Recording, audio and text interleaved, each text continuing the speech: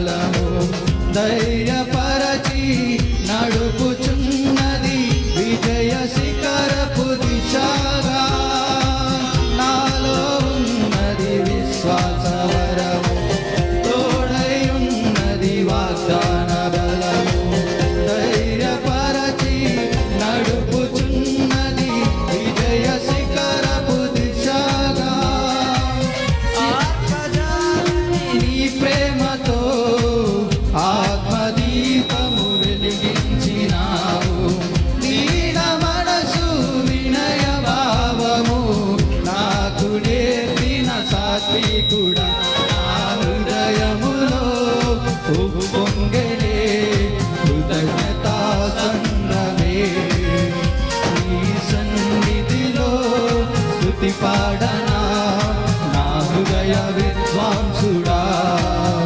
నా కోరిక నీ ప్రణాళిక పరిమళించాలని నా ప్రార్థన నిత్య మహిమలో నిలవాలని. స్వచ్ఛమైనది నీ వాక్యం వెన్న తరగని ఉపదేశం మహిమ కలిగిన సంగముగా నన్ను నిలుపునే నీ ఎదుట. స్వచ్ఛమైనది నీ వాక్యం వన్నె తరగని ఉపదేశం మహిమ కలిగిన సంగముగా నన్ను నిలుపునే నీ ఎదుట. సిగ్గుపరచదు నన్నెన్నడూ నీలో నాకున్న నిరీక్షణ. వేచి ఉన్నాను నీ కోసమే సిద్ధపరచుము సంపూర్ణుడా. నా హృదయములో ఉప్పొంగెనే కృతజ్ఞతా సంద్రమే. నీ సన్నిధిలో స్తుతి పాడనా నా హృదయ విద్వాంసుడా. నా కోరిక నీ ప్రణాళిక పరిమళించాలని. నా ప్రార్థన నీ జ్ఞాపన నిత్య మహిమలో నిలవాలని. నా కోరిక నీ ప్రణాళిక పరిమళించాలని. నా ప్రార్థన నీ జ్ఞాపన నిత్య మహిమలో నిలవాలని. అక్షయుడాని కల్వరి త్యాగం అంకిత భావం కలుగజేసెను. ఆశల వాకిలి తెరచినావు అనురాగ వర్షం కురిపించినావు. అక్షయుడాని కల్వరి త్యాగం అంకిత భావం కలుగజేసెను. ఆశల వాకిలి తెరచినావు అనురాగ వర్షం కురిపించినావు. నా హృదయములో ఉప్పొంగెనే కృతజ్ఞతా సంద్రమే. నీ సన్నిధిలో స్తుతి పాడనా నా హృదయ విద్వాంసుడా. నా హృదయములో ఉప్పొంగెనే కృతజ్ఞతా సంద్రమే. నీ సన్నిధిలో స్తుతి పాడనా నా హృదయ విద్వాంసుడా.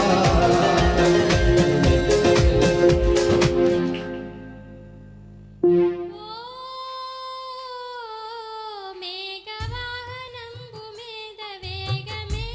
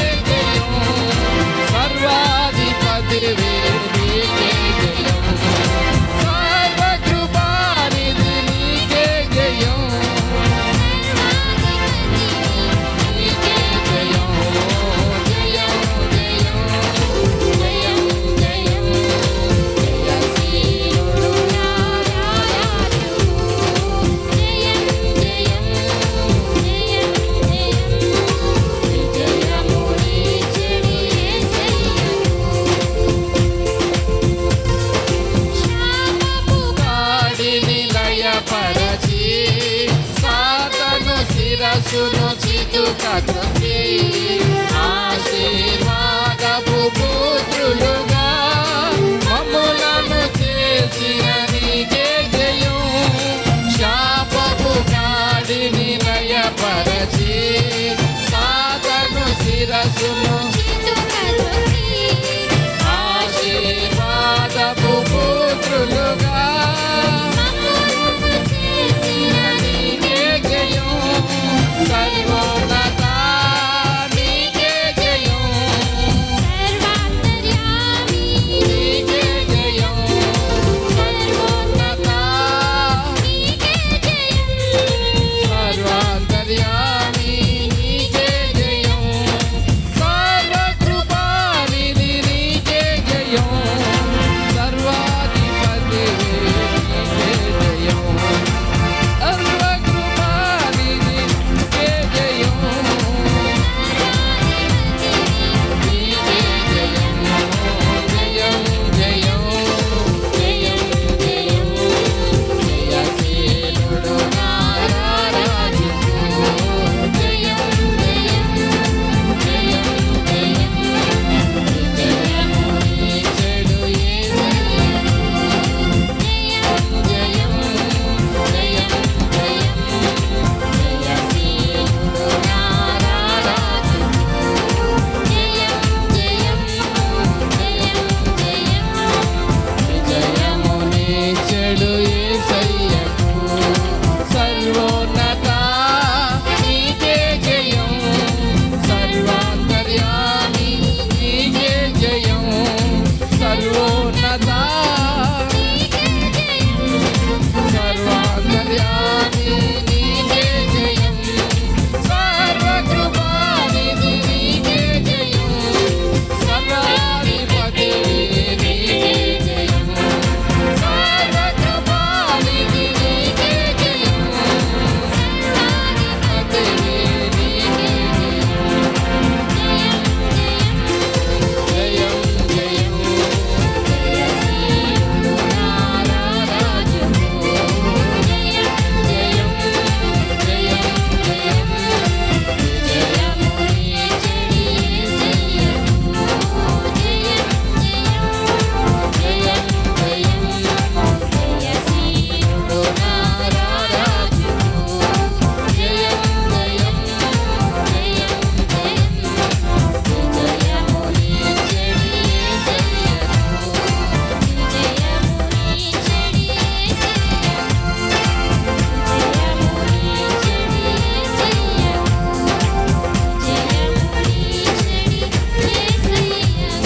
నీచెడి స్తోత్రం స్తోత్రం. పరిశుద్ధుడా పరిశుద్ధుడా కృపగల దేవుడా స్తోత్రమయ్యా. స్తోత్రం స్తోత్రము నాయన మీ స్తోత్రం.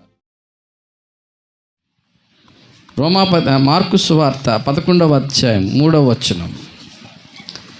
మార్కు సువార్త 11వ అధ్యాయం 3వ వచనం. ఎవడైనను మీరెందుకు ఇలాగ చేయుచున్నారని మిమ్ములను అడిగిన ఎడల అది ప్రభువునకు కావలసి ఉన్నదని చెప్పుడి. తక్షణమే అతడు దానిని ఇక్కడికి తోలి పంపునని చెప్పి వారిని పంపెను. దేవునికి స్తోత్రం. యేసు ప్రభువారు యెరూషలేమునకు సమీపించినప్పుడు ఒలీవల కొండ దగ్గర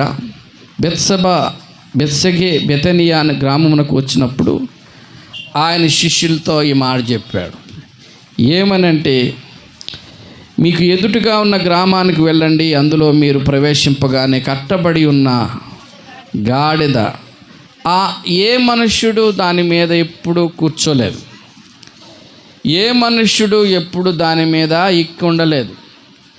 అలాంటి కట్టబడి ఉన్నటువంటి గాడిద పిల్ల కనబడును, దాని మీద ఏ మనుషుడు ఎప్పుడు కూర్చుండలేదని దాన్ని విప్పి తోలుకొని రండి. ఎవడైనా మిమ్మల్ని ఎందుకు ఇలా చేయుచున్నారు అని అడిగినప్పుడు అది ప్రభువునకు కావలసి ఉన్నది అని చెప్పుడు. దేవునికి స్తోత్రం. ఈ మాట ప్రభువారు శిష్యులకు చెప్పారు. శిష్యులు ప్రభు ఆజ్ఞాపించినట్లుగానే వారి ఎదురుగా ఉన్న గ్రామంలోనికి వెళ్ళారు.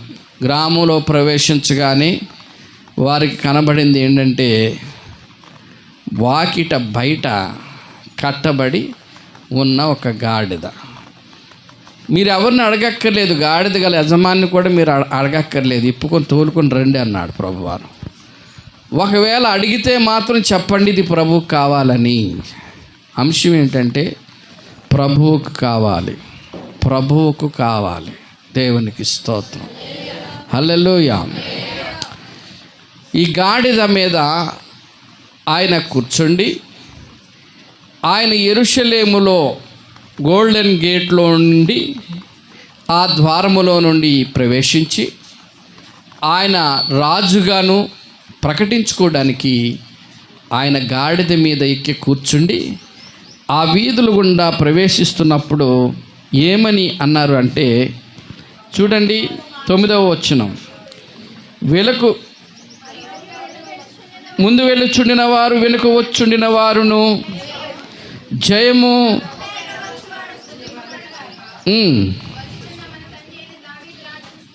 స్తుతింపబడును గాక, సర్వోన్నతమైన స్థలములలో జయము అని కేకలు వేయుచుండెను. దేవునికి స్తోత్రం. ఇలాగున ఎప్పుడు జరుగుతుంది? ఎప్పుడు జరుగుతుంది? ఒక రాజుగారు గుర్రం మీద ఎక్కువస్తే యుద్ధానికి వచ్చినట్టట. ఒక రాజుగారు గాడిద మీద వస్తే శాంతి స్థాపించడానికి వచ్చినట్టట. శాంతి సమాధానం మనుషులకు ఇవ్వడానికి ఆయన గాడిద మీద వచ్చాడు. మరొక అర్థం, రాజు కాదలిచిన వాడు గాడిద మీద కూర్చొని ఖర్జూరపు మట్టలు పట్టుకొని ప్రజలు స్వాగతిస్తే అతడు రాజు అవుతాడు. ఇదే ఎలక్షను, ఇదే ఎన్నిక, ఇదే ఎన్నుకోవటం అంటే. ఎవరైతే గాడిద మీద వస్తున్నటువంటి వాడిని గౌరవించి ఖర్జూరపు మట్టలు పట్టుకొని జయము జయము, రాజు చిరంజీవిగాక, లేకపోతే దావీదు కుమారునికి జయము, ప్రభువు పేరట వచ్చువాడు స్తుతింపబడునుగాక, సర్వోన్నత స్థలముల్లో మహిమ అంటూ వెనక వచ్చుచుండిన వారు, ముందు వెళ్తున్నవారు, వెనక వచ్చున్నవారు కూడా ఇదే నినాదం. యేసు ప్రభువారు కూర్చున్నటువంటి వాహనం ఏదైనా ఉందంటే అది గాడిద. దేవునికి స్తోత్రం. పని చేయకుండా ఇంట్లో తిని అలాగే బొబ్బన్నోడిని చూసి ఏ పని చెప్పినా చేయకుండా మడ్డిగా పడి ఉంటారు. వాళ్ళనే టీటీటీ అంటారు. ఏమంటారు? టీటీటీ అంటే తినడం, తిరగడం, తినడం, తిరగడం, తొంగోవడం. ఇది విజయనగరం భాష. అక్కడ ఎవరిని అడిగారు అనుకో, మీ ఆయన ఏం చేద్దాం, తొంగొన్నాడని అంటారు. అంతే. అర్థమవుతుందండి? పడుకున్నాడని అంటారు. అంటే ఇలాంటి వారికి ఏమని బిరుదిస్తారు? టీటీ, గాడిద అంటారు.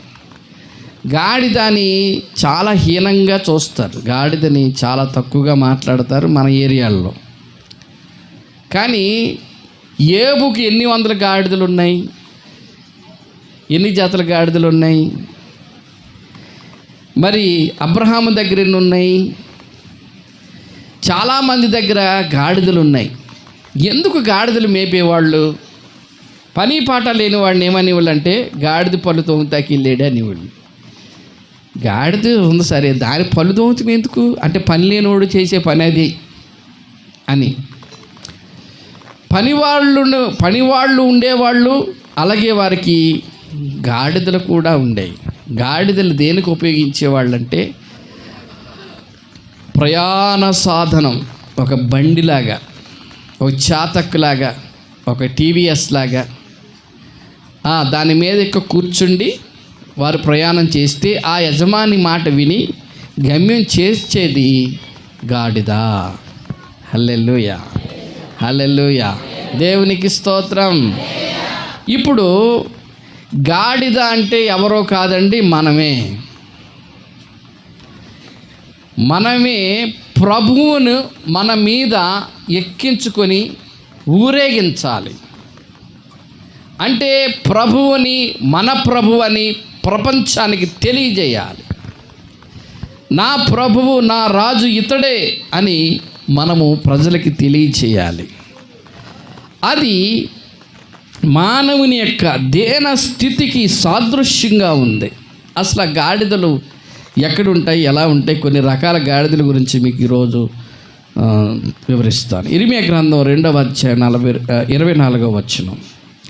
ఇర్మియా గ్రంథము 2వ అధ్యాయం 24వ వచనం.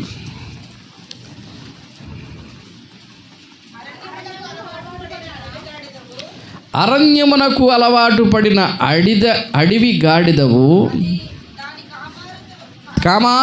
కామాతృత వలన గాలి పీల్చును, ఎవడును లేడు. చూడండి, కామాతృత కలిగినటువంటి గాడిద, అరణ్యమునకు అలవాటు పడిన గాడిద. దానికి ఇల్లు లేదు, యజమానుడు లేడు, భయం లేదు, భక్తి లేదు. అంటున్నారా? దేవునికి స్తోత్రం.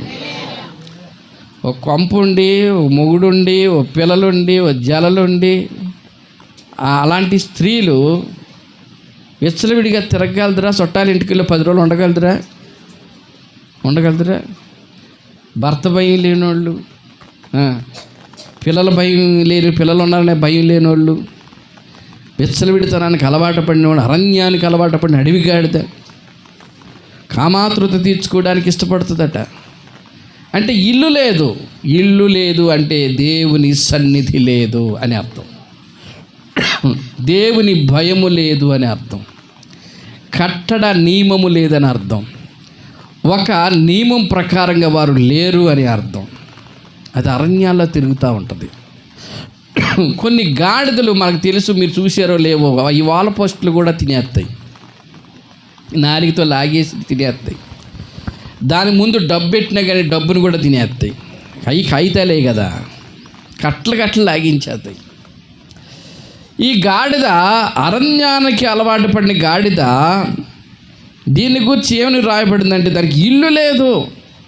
చూడండి, ఏబు గ్రంథం 39వ అధ్యాయం 5వ వచనంలో దాని కట్లు విప్పగలిగిన వాడెవడు అని రాయబడింది. దేని కట్లు?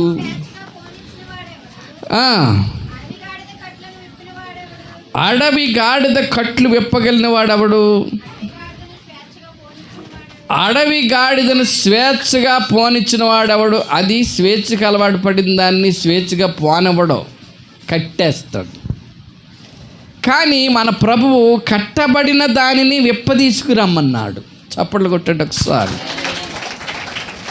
మనం అనేక రకాల పరిస్థితుల వలన బంధకాలలో ఉన్నప్పుడు దేవుడు మనల్ని విడిపించుకురమ్మన్నాడు.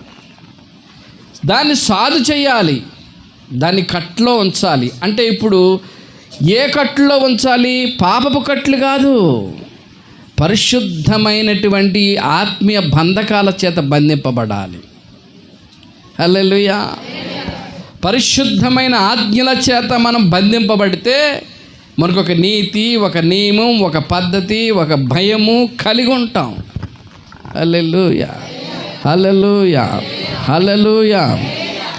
కాబట్టి క్రీస్తు యేసు తప్ప ఎవ్వడును ఆ కట్లు విడిపింపలేడు. అందుకే ఎవడును ఏ విధము చేతనైనను తన సహోదరిని విమోచించలేడు. కుళ్ళు చూడకుండా బ్రతుకున్నట్లు నిత్యం అతని కొరకు ప్రాయశ్చిత్తం చేయవాడు ఎవడూ లేడు.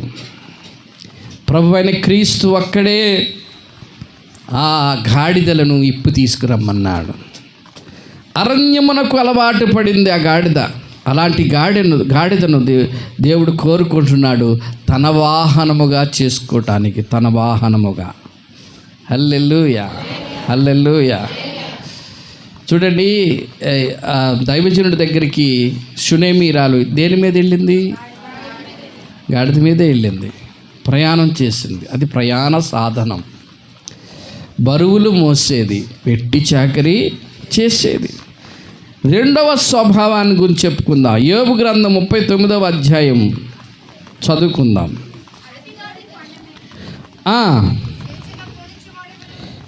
యోబు గ్రంథం 39 మొదటి వచనం. అడవిలోని కొండ మేకలు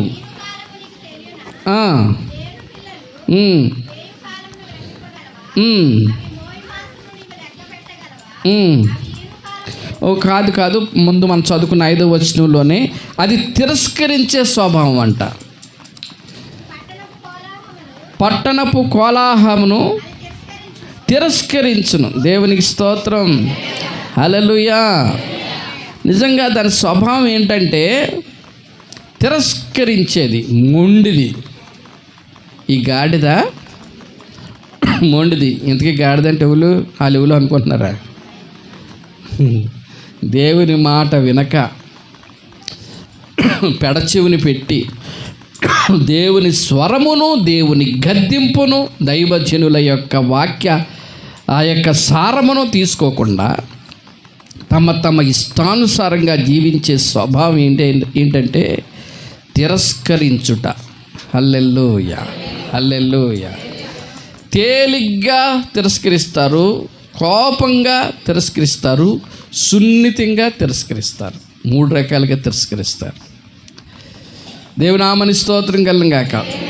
దేవుని వాక్యమును, దేవుని మాటను తిరస్కరించి మొండివాళ్ళు కొంతమంది మనుషులు ఎలా ఉంటారంటే ఎంత చెప్పినా వినరండి, ఎంత గద్దించినా వినరు, ఎన్నిసార్లు వివరించినా కానీ వాళ్ళకి అర్థం కాదు.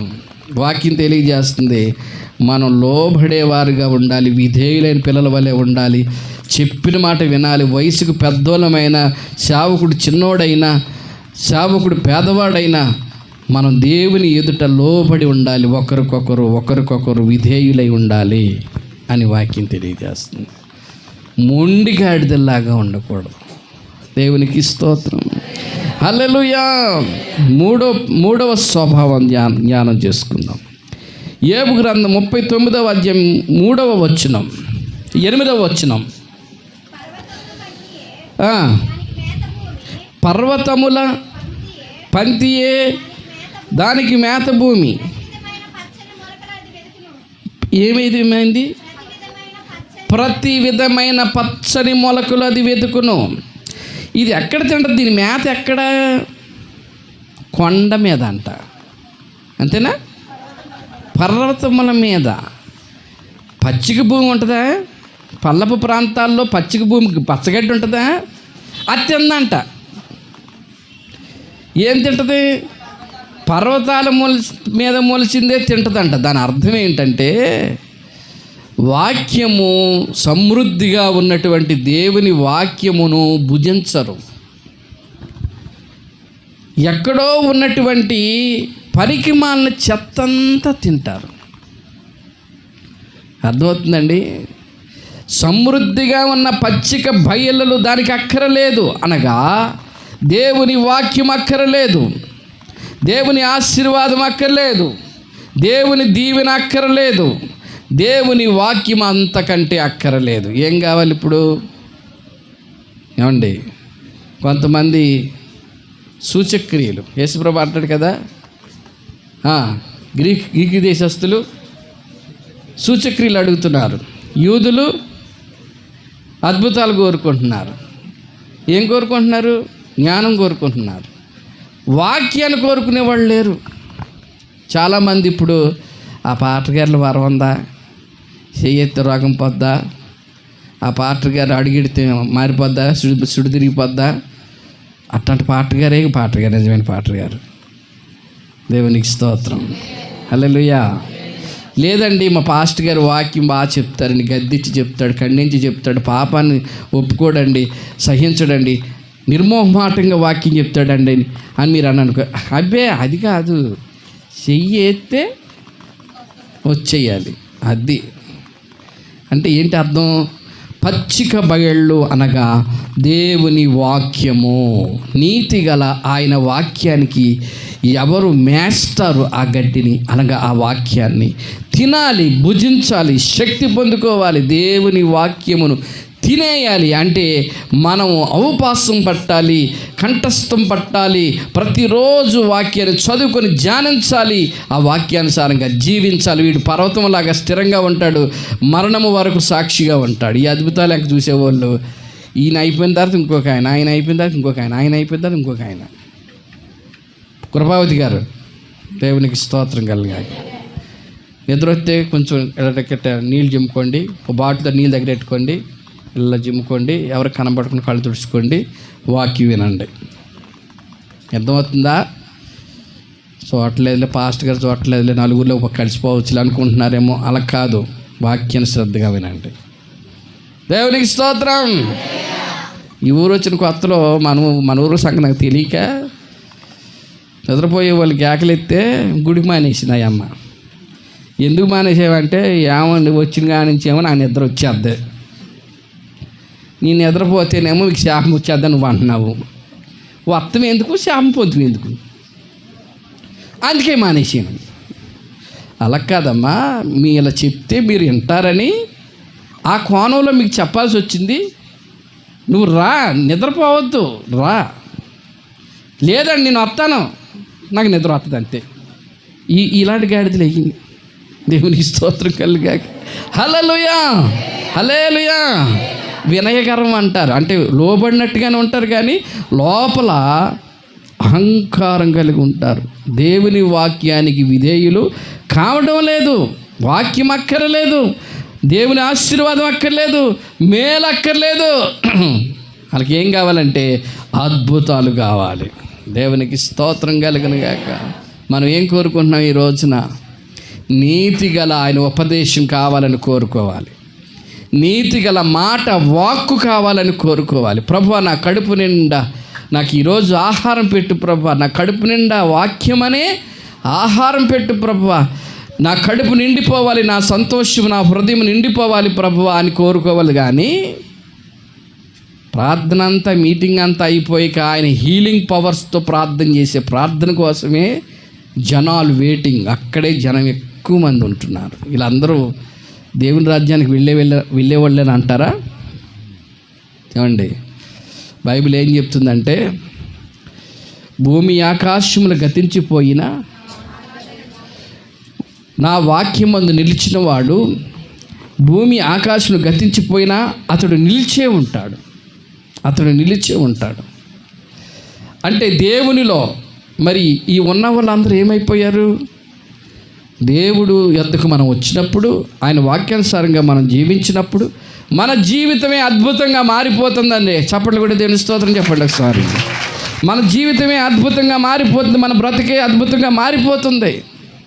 కాబట్టి అలాంటి వాటిని చూడకుండా ఈ రోజున పచ్చిక బయలనబడేటువంటి వాక్యాన్ని మనం చూడాలి. వాక్యం బాగుందా? అక్కడ సన్నిధి బాగుందా? ప్రేమ ఉందా? సంఘములో ఐక్యత ఉందా? ఒకరికొకరు తోడ్పాటు ఉందా? ఇది చూసుకోవాలి మనం. ఏం చూసుకోవాలి? హల్లెలూయా, హల్లెలూయా. మీకు వచ్చే నెల 18వ తారీఖు కల్లా నీకు ఒక స్వరం వినబడితే ఆ స్వరం ద్వారా నీకు గొప్ప మేలు జరిగిపోద్దని చెప్పాడు అనుకో పాస్టర్ గారు. ఇంత గొప్ప పాస్టర్ గారు ఇంకెవరూ లేరు. జరగకపోయే ముందు ఒక అంకీ చెప్పాడుగా, ఆ అంకీ చెప్పేటప్పటికి వీళ్ళు ఆయనకి దాసులు అయిపోతారు. ఇక యేసుకు దాసులు అవ్వకుండా మనుషులకే దాసులు అయిపోతారు. ఇక యేసు ప్రభు మీద ప్రసంగం, సువార్త మానేసి పాస్టర్ గారి సువార్త ఎక్కువైపోయింది. ఒకసారి రండి, మా అయ్యగారి దగ్గర రండి, మా అయ్యగారు చెప్పేది వినండి, అసలు మీ జీవితం మారిపోద్ది. ప్రతి అయ్యగారిలో, ప్రతి సేవకుడిలో ఉన్న దేవుని వాక్యం మాత్రమే, దేవుని వాక్యే నిజమైన ఆహారము. హల్లెలూయా. బుద్ధి చెప్పే మాటలు వినాలి కానీ నువ్వే పాపం చేసినా పర్వాలేదు, నువ్వే తప్పుడు నడిచినా పర్వాలేదు, గుడికి మాత్రం ఆధారం వచ్చాయి, ఏం పర్వాలేదు, నీకేం పర్వాలేదు చెప్పి తప్పుడు సేవకులతో అవలంబించేవంటే నరకానికి తప్ప పరలోకం చేరం. మన నడత మార్చుకోవాలి. చూసారా? 4వ స్వభావం కట్టబడింది. మార్కు సువార్త 11వ అధ్యాయం 2వ వచనం. ఉమ్. ఉమ్. కట్టబడి ఉన్న ఒక గాడిద పిల్ల కనబడును, ఏ మనుష్యుడు ఎప్పుడు కూర్చోలేదు. దేవునికి స్తోత్రం. కట్టబడి ఉన్నటువంటి గాడిదను ఇప్పుకు రమ్మంటున్నాడు. వాళ్ళ యజమాని వచ్చి అడిగితే ప్రభువు కావాలని చెప్పమంటున్నాడు. ఈ రోజున మనందరం కూడా లోకానికి అక్కర్లేకపోయినా, చుట్టాలకు అక్కర్లేకపోయినా, బంధువులకు అక్కర్లేకపోయినా, వస్తువులు లేకపోయినా, నక్లీస్ లేకపోయినా, బొందు లేకపోయినా, తాడు లేకపోయినా నువ్వు నాకు కావాలన్నాడు దేవుడు. దేవునికి స్తోత్రం. లోకానికి ఏం కావాలి? ఈ మాత్రం లావు తాడు ఉండాలి మెడలో, ఈ మాత్రం జోలో జోడు ఉండాలి. ఉంటే గొప్పింటోళ్ళు ఇల్లని గౌరవిస్తారు. నీకేమీ లేకపోయినా వచ్చి అలా కూర్చో. ప్రభువుకు నువ్వు కావాలి, ఆయనకి నువ్వు కావాలని కోరుకుంటున్నాడు. బంధువులను తిరస్కరించారా? నీ తోటి వాళ్ళని తిరస్కరించారా? ప్రభువుకు కావాలి. ఒక్కోసారి భార్య అంటది ఎక్కడికైనా రమ్మంటే, మెడలో తాడు లేదు, రవ్వలు నక్లీస్ లేదు, చంప సవరాలు లేవు, ఈ మాటీలు లేవు. ఏంటవి? ఈ మాటీలు లేవు. ఇవన్నీ ఉంటేనే వస్తా నలుగురిలోకి, లేకపోతే వాళ్ళ ముందు నేను హీనమైపోతాను. ఎందుకంటే వాళ్ళందరికీ జరిపోతు లాంటి మాటీలు ఉన్నాయి. జర్రి అంత ఉంటుంది, అంత ఉంటాయి ఒక్కోటి. దేవునికి స్తోత్రం. ఎన్ని ఎట్టుకుంటే ఏం సుఖం అండి? ముసుగేసుకుంటాం తప్ప. దొంగల భయంతో అన్నీ వేసుకొని ముసుగేసుకుంటున్నాం. ఇక్కడ వేసుకోమంటే సిగ్గాడుతున్నారు. బండి మీద వచ్చేటప్పుడు ఇలా ఎట్టి ఇలా చుట్టేసుకుంటున్నారు. ఎందుకో అనుకున్నాను నేను, వీళ్ళకి దుమ్ము పడకుండాను ఏమో అనుకున్నా. కాదండి, ఈ సూత్రాలు ఈ తాడు కట్ చేసి వెళ్ళిపోతున్నారు. అందుకని ఏం చేస్తున్నారు వీళ్ళు? ఆ ఫంక్షన్లోనే చూపించుకొని తర్వాత చుట్టేసుకుంటున్నారు సున్నిని. దేవునికి స్తోత్రం. హల్లెలూయా. అమ్మ ముసలమ్మలో పెద్దోళ్ళు మీకు తాళ్ళు గట్ట ఉంటే తాకట్టు ఎట్టుకుంటాకే దాచుకోండి. మెడలో వేసి తిరిగారంటే ఎక్కడ కట్ చేసేస్తారో తెలియదు. దాని చుట్టూతో ఈ పైట్ సెంగి చుట్టేసుకుంటామే మళ్ళీ. ఎందుకో తెలుసండి, బంగారము దాని మీద వాళ్ళకున్నటువంటి వ్యామోహము ఇది మనల్ని పరలోకం తీసుకెళ్ళదు. వెండి బంగారముల కన్నా యేసుని కలిగి ఉండెదము, వెలగల భూషణముల కన్నా కలువరి సిలువ ధరించెదము. వెండి బంగారముల కన్నా యేసుని కలిగి ఉండెదము, వెలగల కలువరి సిలువ ధరించెదము. హల్లెలూయా. ఏం ధరించుకోవాలి? కలువరి సిలువ అంటే మీ మెడలో సిలువ వేసుకోమని కాదు. శ్రమలు ప్రభువుతో పాటుగా పాలివారమై ఉండినట్లుగా మనము క్రీస్తు శ్రమలలో పాలివారం అవటానికి మనం వాటిని ధరించుకోవాలి. కట్లు విప్పారు, తోలుకుని వచ్చారు. మనం కట్టబడి ఉన్నాము. ఏని కట్టబడి ఉన్నాము? కులం అనే కట్టు. ఏం కట్టు? కులం అనే కట్టు. ఇంకేం కట్టు? ఇంక బోల్డ్ ఉంటాయి కట్లు. బంధు కట్టు అంటారు జనాలు. ఏమంటారు? బంధు కట్టు. మనం కట్టడి మీద ఉండాలి, కట్టు మీద ఉండాలి. మనం అలా చేయాలి, ఎలా చేయాలంటారు. దేవుడు వాటిని అన్నిటినీ తారుమారు చేసేస్తాడంతే. దేవునికి స్తోత్రం కలిగి. హల్లెలూయా. ఈ గుడి కంటే ముందు మా ఇల్లు కట్టాం. ఓ పాస్టర్ గారు వచ్చాడు, నువ్వు ముందు ఇల్లు కడితే గుడి కట్టలేదు అన్నాడు. కట్టలేదు, కడతామన్నా. నువ్వు గుడి కడితే నా మీసం తీసేసుకుంటాను అన్నాడు. ఇల్లు ముందు కట్టాము, తర్వాత గుడి కట్టాము. కట్టామా లేదా? సాత్వికం గారు గుడి కట్టామా లేదా? కృపావతి గారు మీ ఇట్లా చూస్తానే ఉంది. దేవునికి స్తోత్రం కలిగాక. గుడి కట్టామా లేదా? ఆ పాస్ట్ గారు మేసం తీసుకోలేదు కానీ చచ్చిపోయాడు. అంటే దేని మీద బేస్ అయి ఉంది? వాస్తు మీద బేస్ అయి ఉంది. ఈ కట్లు ఎక్కువైపోయినాయండి. ఈ కట్లు ఎక్కువైపోయి, ఈ సూత్రాలు ఎక్కువైపోయి దేవుని నియమాన్ని పక్కనెట్టేస్తున్నారు అంతే. హల్లెలూయా, హల్లెలూయా, దేవునికి స్తోత్రం. అందరూ దేవుడి బిడ్డలే, కానీ పెళ్లి దగ్గర మాత్రం అంజలు అయిపోతారు. పెళ్ళి వచ్చిందా అన్నీ మనయే, ఎక్కడ లేనన్ని చింత్రాలన్నీ మనయే. దేవునికి స్తోత్రం కలుగాక.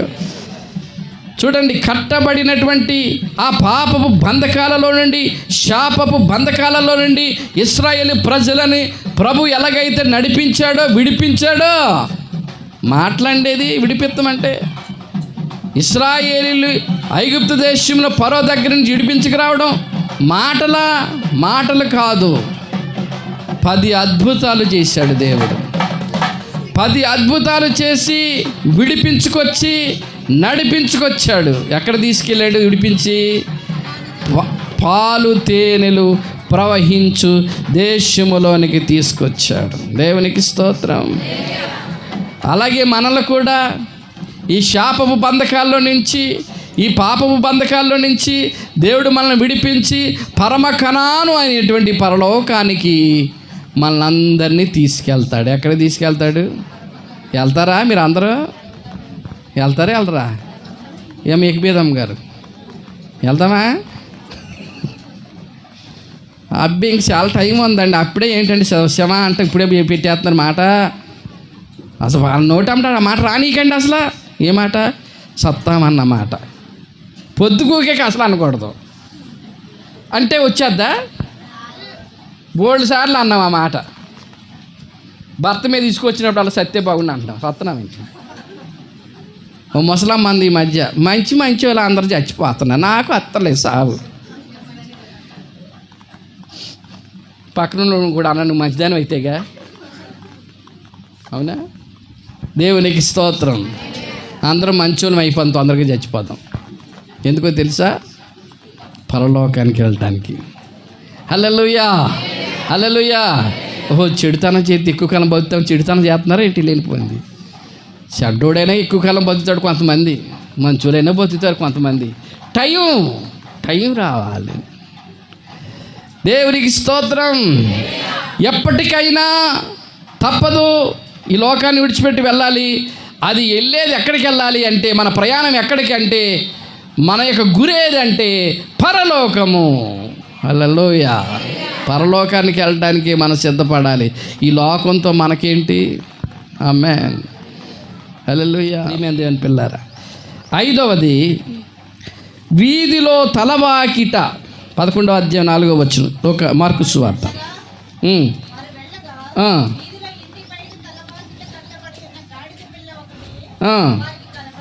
వీధిలో తలవాకిట 2 దారులు కలిసే చోట.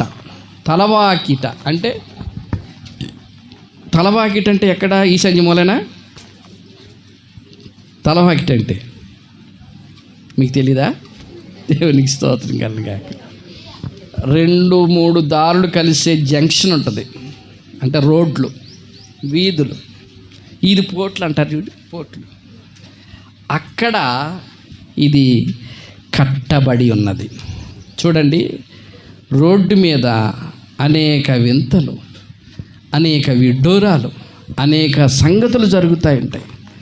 2 దారులు కలిసే చోట అంటే లోకానుసారమైన జీవితం, ఆత్మీయ సంబంధమైన జీవితం 2 కలబడతాయి. దానిని నులివెచ్చని స్థితి అన్నాడు.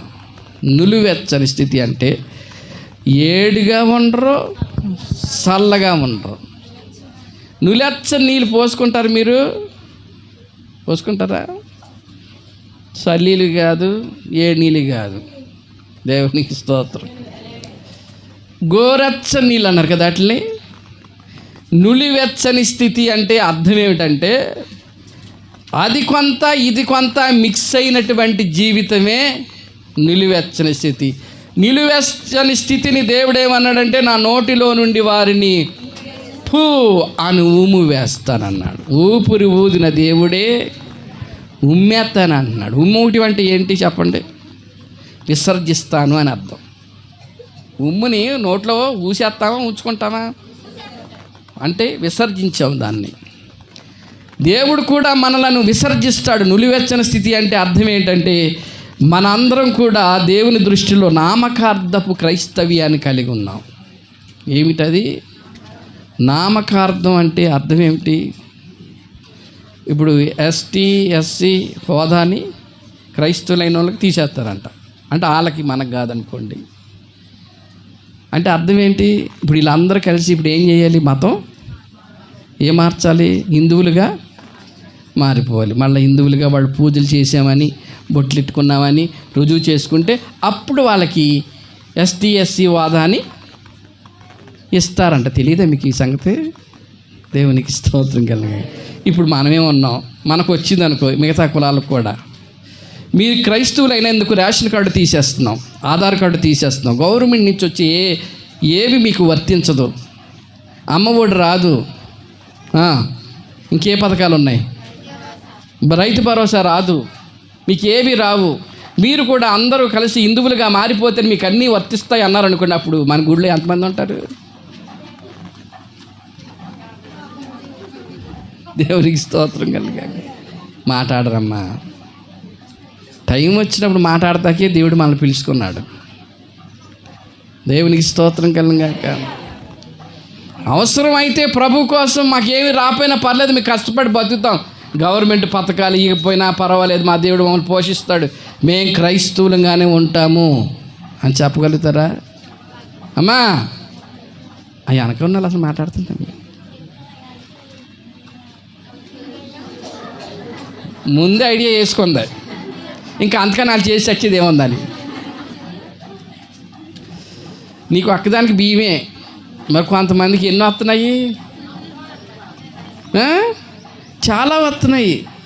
అవన్నీ ఎక్కడ పోతాయో అని రహస్యంగా ప్రభు చర్చికి వస్తూ, అక్కడికి వెళ్ళి పూజ చేస్తూ, ఇక్కడికి వెళ్ళి ప్రభు సన్నిధికి వస్తూ, ఇది వదలలేక అది వదలలేక మధ్యకాన ఉన్నటువంటి వ్యక్తులనే నులివెచ్చని స్థితి అన్నాను. గవర్నమెంట్ మారినా, ప్రభుత్వాలు మారినా, రాజ్యాంగాలు మార్చేసిన మనం మాత్రం మారని దేవుడిని నమ్ముకున్నాం. మన దేవుడు మనల్ని ఎక్కిరింతల పాలు చేయడు. ఆయన కోసం మనం శ్రమ పడితే నిత్యమైన స్వాస్థ్యము పరలోకమందు మనకున్నదని గుర్తెరగాలి. మన పౌరస్థితి అక్కడ ఉంది. దానికోసమే మనము గోరచ్చగా కాదు, నులివెచ్చగా కాదు, ఎలా ఉండాలి? చక్కటి వేడి కలిగి ఉండాలి. ఆత్మయందు తీవ్రత గలవారై ప్రార్థనలయందు పట్టుదల కలిగి ఉండుడి, ఆతిథ్యం ఇచ్చుచూ ఉండుడి, మిమ్మల్ని శపించిన వారిని మీరు దీవించుడి.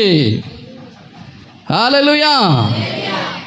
శపించిన వాళ్ళనే మీరు అలాగైపోని ఎలాగైపోని ఎవరిని చెప్పించారనుకో మిమ్మల్ని, మీరు బాగుండాలి కాక, మీ పిల్లలు బాగుండాలి కాక అనాలి మనం.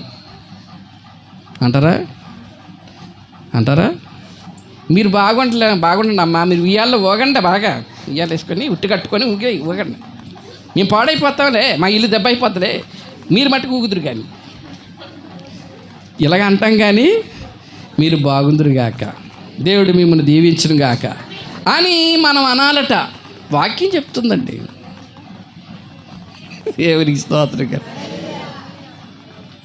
వాక్యం ఏం చెప్తుంది? మిమ్మల్ని దూషించిన వారికి మీరు దూషించకండి, కీడుకు ప్రతి కీడు చేయకండి, మిమ్మల్ని శపించిన వారి కొరకు మీరు ప్రార్థించండి, మిమ్మల్ని శపించిన వారిని మీరు దీవించండి. ఫరో ఏమన్నాడు మోషేతో? వేరు వెళ్ళండి, ఇక్కడి నుండి వెళ్ళిపోండి, మీ వల్ల మేము ఇలా అయిపోయాం, అయితే వెళ్తే వెళ్ళారు కానీ నన్ను దీవించాలండి అన్నాడు. మనం దీవించే స్థాయిలో ఉన్నామని మర్చిపోవద్దు. మనం ఏంటండి, తక్కువగా ఉన్నటువంటి, లేమిగా ఉన్నటువంటి, అన్యరీతిలో ఉన్నటువంటి వారి దగ్గరికి వెళ్ళి మనం బతిలాడతాం ఏంటండి? వాళ్ళు మన దగ్గరకు వచ్చి ప్రేయర్ చేయించుకొని వెళ్ళాలి. చప్పట్లు కొట్టి దేవుని స్తోత్రం.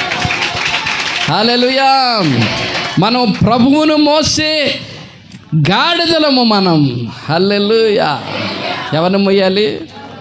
ఇలాగ వాకింగ్ చెప్పాడు సంఘంలో పాస్ట్ గారు, 2వ వారం గుడికి రాలేదంట విశ్వాసి. ఏమో రాలేదంటే గాడిద అన్నారు కండి. మీ దగ్గరకు అర్థం ఎందుకు? గాడిద అనిపించుకుంటాం ఎందుకు? అలా కాదమ్మా, రూపం అది ఒక అలంకార రూపముగా పోల్చి చెప్తామమ్మా, అంతేగా నువ్వు గాడిద ఎందుకు అయ్యావమ్మా, మేము గాడిదలు అన్నాడంట పాస్టర్ గారు. అప్పుడు వచ్చిందంట ఆ విశ్వాసం. దేవునికి స్తోత్రం. మీరు గాడిదలా కాదా? నేను గాడిదని.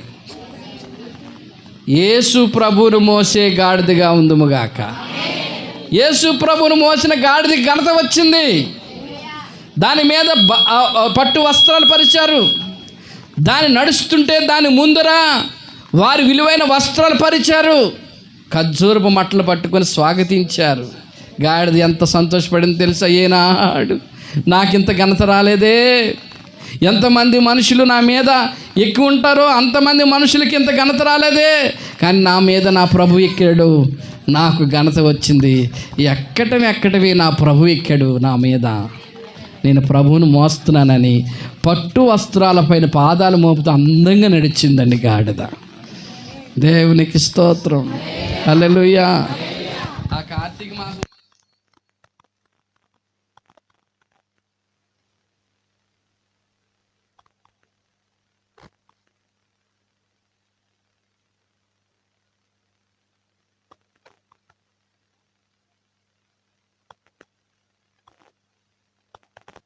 యాదైనా ఇంట్లో ఉండి పాలన ఎత్తది, ఆ దూరం తిరిగి ఆవు.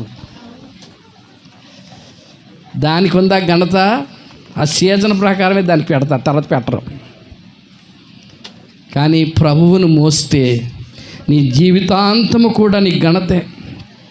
హల్లెలూయా. వీధిలో తలబాకిట 2 చోట కలిసే చోట 2 రకాల మనుషుల మధ్యలో అది ఉంది, కానీ దేవుడు అక్కడి నుండి విడిపించుకొచ్చాడు. ఇలాంటి గాడిదను బలి ఇవ్వాలట. చూడండి, గాడిదను బలి ఇవ్వాలట విడిపిస్తే కనుక. విడిపించలేకపోతే కనుక గాడిదను విడిపించేవాళ్ళట ఒకరి దగ్గర నుండి. గాడిదలు అమ్మేవాళ్ళు, విడిపించేవాళ్ళు. ఒకవేళ అలా జరిగితే చూద్దాం దేవుని వాక్యంలోంచి. నిర్గమకాండం 13వ అధ్యాయం 13వ వచనం. 13వ అధ్యాయం 13వ వచనం. ప్రతి గాడిద తొలిపిల్ల వెల ఇచ్చి విడిపించి దానికి మారుగా గొర్రె పిల్లను ప్రతిష్ఠింపవలను. అట్లు దానిని విడిపించని ఎడల దాని మెడను విరగదీయాలంట. దేన్ని? గాడిదని. తొలి గాడిద పిల్లని డబ్బులిచ్చి విడిపించాలి. విడిపించమంటే ఏంటి? స్వేచ్ఛగా పోవు విడిచిపెట్టాలి, దాన్ని బానిసగా వాడుకోకుండా. అలా విడిపించకపోతే యూదులకున్న ఆచారం గొర్రె పిల్లని ఇవ్వాలట దేవుడికి. విన్నారా? గాడిదకు బదులుగా గొర్రె పిల్లలు ఇవ్వబడిందంటే ఆ గొర్రె పిల్లే ప్రభు అయిన యేసుక్రీస్తు. హల్లెలూయా, హల్లెలూయా. అక్కడ కాండాలలో బంధించబడింది. ఒకవేళ గొర్రె పిల్ల ఇవ్వడానికి ఇష్టపడకపోతే ఆ యజమానుడు ఆ గాడిద మెడ విరిచేయాలట. ఎంత ఘోరమైన శిక్ష! ఆ యజమానుడు గొర్రె పిల్లనిస్తే సరే. హల్లెలూయా, హల్లెలూయా. ఇప్పుడు వాళ్ళ గాడిదల్లో తొలిపిల్ల ఏదైనా ఉందని, గాడిద పుట్టిన తొలిపిల్ల, అది ఏం చేయాలి? విడిపించాలి. దాన్ని దేవునికి ఇచ్చేయాలి, లేకపోతే విడిపించేసేయాలి. లేదంటే నా గాడిద కావాలనుకుంటే దాని బదులు ఒక గొర్రె పిల్లని ఇవ్వాలి. ఇలా కాకుండా గాడిదని గొర్రె పిల్ల ఇవ్వకపోతే దాన్ని మెడ విరిచేయాలట. అంత ఘోరమైన శిక్ష. దానికి బదులుగా మన దేవుడే ఏం చేశాడు? ఆయన మన కొరకు బలి అయిపోయాడు. మనమే ఆ గాడిద స్థానంలో ఉన్నాం. దేవునికి స్తోత్రం. హల్లెలూయా, హల్లెలూయా. మార్కు సువార్త 11వ అధ్యాయం 2వ వచనం. 2వ వచనం.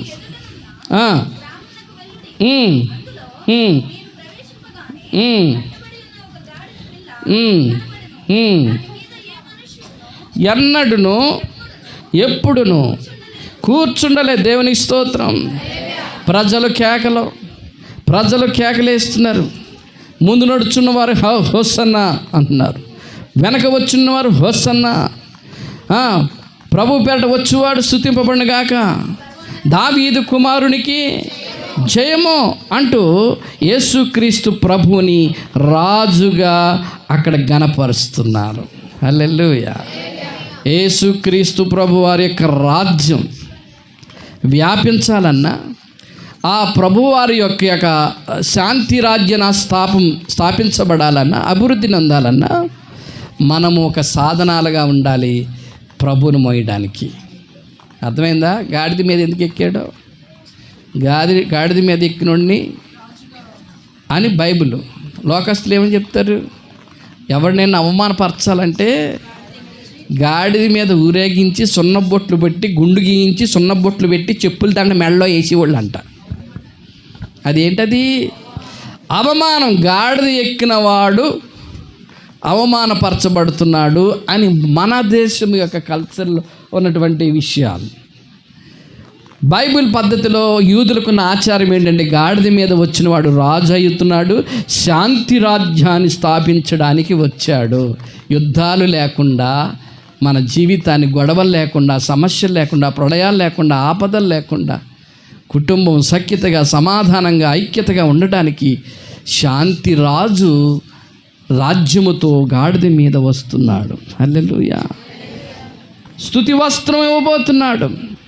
బట్టలు కట్టుకొని, బట్టల మీద కూర్చొని, బట్టలు వేసి పరిచుంటే ఆ బట్టల మీద నడుస్తున్నటువంటి గాడిద మీద ప్రభువారు కూర్చుంటే జనులందరూ కూడా ఆశ్చర్యపోయారు.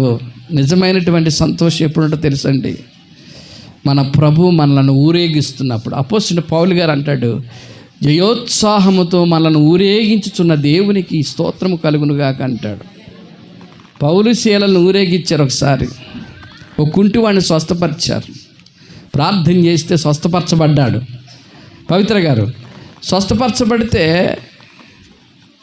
అక్కడ ఉన్నవారు అందరూ వీరు దేవతలు, వీరు దేవతలు, వీరు దేవతలు అని ఏం చేశారు? కిరీటాలు అల్లి వాళ్ళ తల్ల మీద పెట్టి, మేము మేకపోతులు బలిస్తాం, గొర్రెపోతులు బలిస్తాం, మీరు మాకు దేవతలు అన్నారు ఆ ఊరు ప్రజలు. నెత్తి మీద ఎక్కించేసుకున్నారు, భుజాల మీద ఎక్కించేసుకున్నారు.